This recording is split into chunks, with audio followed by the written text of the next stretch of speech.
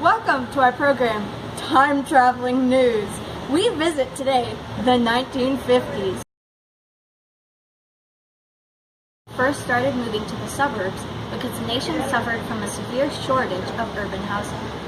The shortage was caused when the housing construction slowed down during the Depression and World War II.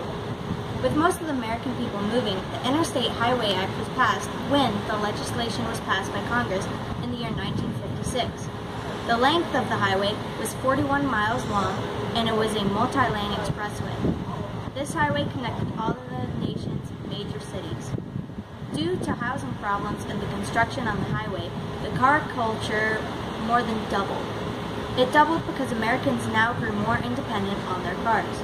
In 1945, the number of registered automobiles was 26 million. Then, in 1960, the number jumped up to an astonishing 16 million.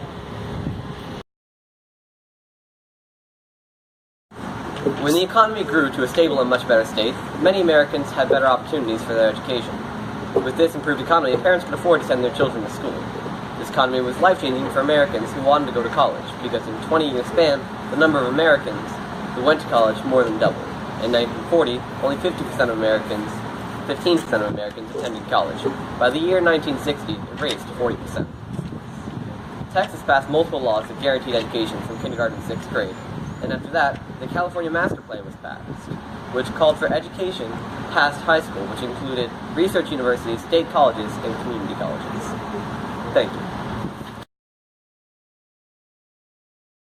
After World War II, many of the soldiers that had fought returned, and they took back the jobs they had, forcing most women to go back in the household. Those who kept their jobs were typically faced with social pressures to instead go back home. Women who didn't have jobs anymore, like I said, already went back to their houses, took care of the children, and this ideal family was typically called a nuclear family. Even with most women giving up the job, about a third of the workforce was women, and half of these women were typically married, which went against values before World War I and II.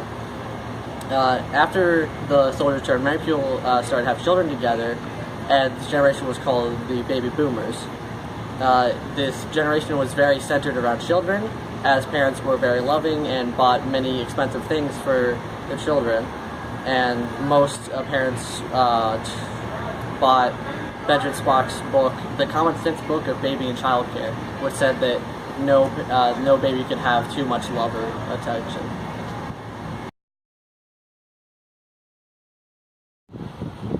In 1945 to 1960, Americans had purchased television sets at a much faster rate than when they bought radios and cars in the 1920s. The popularity of television sets threatened the movie industry because families decided they were going to stay home and watch TV rather than go to the theater to watch a movie. Some popular TV shows of that time include The Howdy Doody Show, The Mickey Mouse Club, and I Love Lucy. Created using Powtoon.